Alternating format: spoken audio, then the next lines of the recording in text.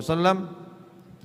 Wa an Abi Hurairah radhiyallahu anhu aidan qala Rasulullah sallallahu alaihi wasallam, man asbaha minkumul yawma sha'iman faqala Abu Bakr radhiyallahu anhu ana faqala man at'ama minkumul yawma miskinan faqala Abu Bakr ana qala man tabi'a minkumul yawma janazatan qala Abu Bakr ana faqala man 'ada minkumul yawma maridan qala Abu Bakr ana faqala Rasulullah sallallahu alaihi wasallam majtama'at hadhil khisal qattu fi rajulin illa dakhala al-jannah rawahu Ibnu Khuzaimah fi sahihih. Wa ruwiya an Umar bin Khattab radhiyallahu anhu qala su'ila Rasulullah sallallahu alaihi wasallam ayyul a'mali afdal qala idkhaluka as-surur ala mu'min asba'ta jaw'atah aw kasauta awratah aw qadaita lahu hajatan rawahu Tabrani fil Awsat wa rawahu Abu Syekh fi Thawab min hadits Ibnu Umar bin Nahwih.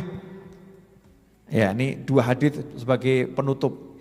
Yang pertama, suatu ketika Nabi Muhammad SAW bertanya kepada sejumlah sahabat, siapa yang pagi hari ini puasa?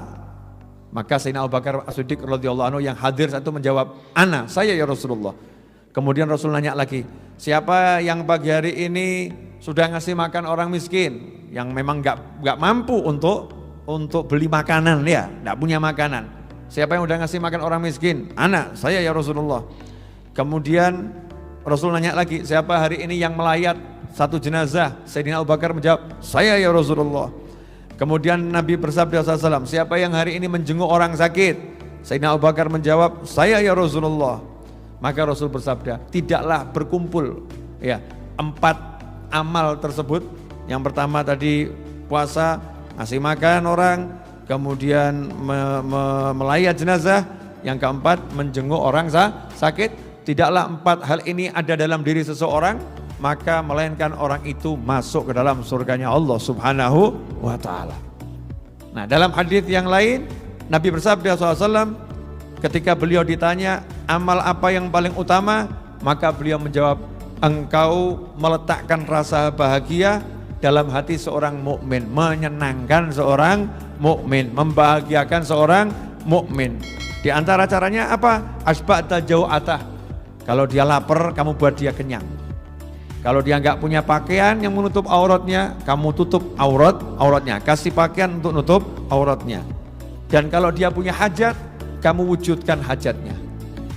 Misalnya temannya kok pengen nasi goreng, wah ini makan nasi goreng enak ini ya. Siapa yang jual nasi goreng itu ya? Yang denger ini diem saja tapi keluar. Tidak lama kemudian datang, nih nasi goreng buat kamu, mewujudkan hajat, dan hajatnya kebetulan kok makan. Wah, itu ganjarannya luar biasa, apalagi mewujudkan hajatnya guru. Nah, kadang-kadang murid-murid ini kalau disuruh sama gurunya, Masya Allah, ngongkon gak entek, ngongkon. Ini guru gimana nyuruh terus ya. Padahal gurunya misalnya punya hajat, ada tamunya butuh makan. Gurunya bilang tolong berikan martabak, baru keluar tolong berikan ayam goreng, baru keluar tolong berikan ayam sate ayam. Ini mewujudkan hajat gurunya untuk memenuhi kebutuhan tamu-tamunya, misalnya seperti itu. Ini yang mewujudkan hajat orang lain saja pahalanya luar biasa, amal yang terbaik, apalagi hajat gurunya. Dikatakan siapa wujudkan hajat seorang mukmin, Allah wujudkan hajatnya, 70 hajatnya diwujudkan. Dunia akhirat terwujud. Misalnya Mas Suroto punya hajat pengen nikah gitu kan. Wah, pengen enggak Mas Suroto? Hah? Kebelet. Masya Allah. Mas Suroto katanya tahun ini pengen nikah, amin. Insya Allah. Mudah-mudahan calonnya mendengar dan melihat. Ya. Tapi calonnya banyak kelihatannya.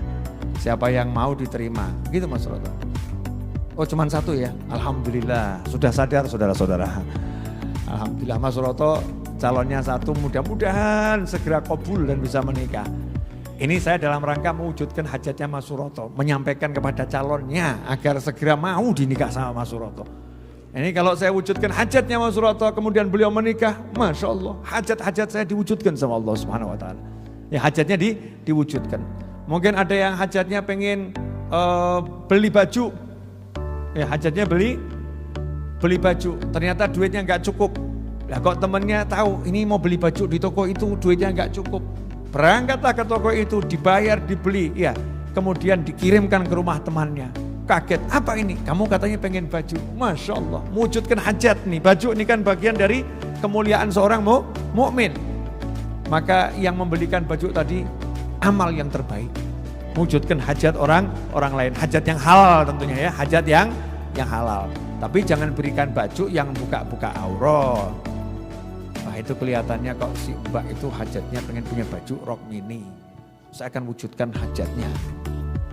Nah, kecuali kalau itu kakak membelikan adik untuk dipakai di dalam kamar ya wallahu alam ya.